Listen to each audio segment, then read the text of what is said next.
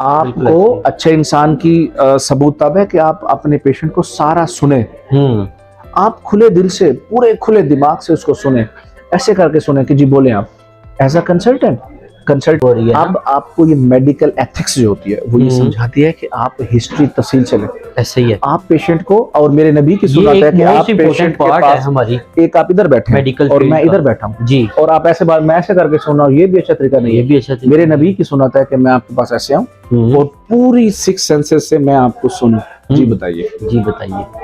वाह। और पेशेंट जब आप ऐसे कहते हैं ना जी बताइए, आप मेरा यकीन कीजिए कि पेशेंट आपको इतना तफसील से हिस्ट्री देता है ना, इतनी कमाल की हिस्ट्री कंफर्टेबल होके फ्रेंडली माहौल में, उसी हिस्ट्री के अंदर उसका डायग्नोसिस छुपा होता है। ऐसे ही है। अगर आपने तफसील से उसकी हिस्ट्री ले ली तो आप उसको डायग्नोस करने में बड़े कामयाब रहेंगे। अगर आपका डायग्नोस अच्छा है तो आपका प्रोग्नोसिस, ट्रीटमेंट, सारा प्लान अच्छा है। एग्जैक्टली। तो पेशेंट पे लाजमन वो उसका अच्छा इम्पैक्ट पड़ेगा और आपकी मेडिसिन असर करेगी। अगर आपने सिर्फ यही है कि पेशेंट आया है और आपकी मेडिसिन पहले लिखी पड़ी है। डॉक्टर साहब, ये जो हमारा शोबा है ना मेडिकल का, इसमें पेशेंट 110% जो है ना वो साइकोलॉजिकली कंट्रोल होता है, क्योंकि जिस बंदे को, जिस डॉक्टर को पेशेंट को साइकोलॉजिकली कंट्रोल करना आ गया है ना, वो पेशेंट को 1 या 2 विजिट में ही कवर कर जाता है।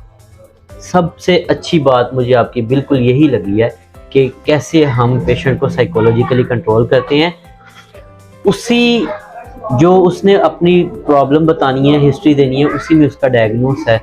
अगर पेशेंट आया डॉक्टर से डर के ऐसे बैठा है, ऐसे ही है सर, ऐसे ऐसे और उनके बाद भी डॉक्टर ने भी ऐसे ही मुंह बना के ये ड्रिप लगवा लिया, टिकल तो चला गया पेशेंट, ऐसे ही है। तो कहाँ की उसकी डिग्री, कहाँ का उसका कोई मेडिकल एथिक्स, क्या उसकी अखलाकी एथिक्स कहाँ पे रहेगी।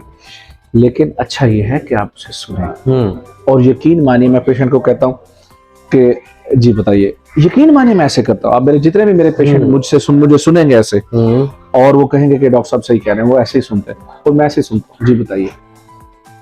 और वो सारी मैं उनको कहता हूँ कि आप 5 मिनट लें, 10 मिनट लें, आधा घंटा लें, घंटा लें, जितना भी आप टाइम लेंगे कोई इंटरप्ट नहीं करेगा। आप बोले कैसे हैं आप, क्या प्रॉब्लम है, लो जी मुझे कमर में दर्द है, मुझे ऐसे है, मुझे ऐसे है, मुझे ऐसे, जो भी उसकी एक हिस्ट्री होती है लॉजिकल, वो सारी सुनने के बाद फिर जब अब उसकी बातें मैं सारी सुन चुका हूँ तो मैं अब उसके साथ कम्युनिकेट करने में और उसको एक्सप्लेन करने में और कंफर्टेबल, क्योंकि मैं उसकी सारी इंफॉर्मेशन ले चुका हूँ। अब उसकी हर एक चीज को मैनेज करने के लिए मेरा ब्रेन, जो मेरा माइंड है, वो लॉजिकल थिंकिंग के जरिए से उसने सारे उसके आंसर ले लिए कि मैंने उसको कैसे मैनेज करना।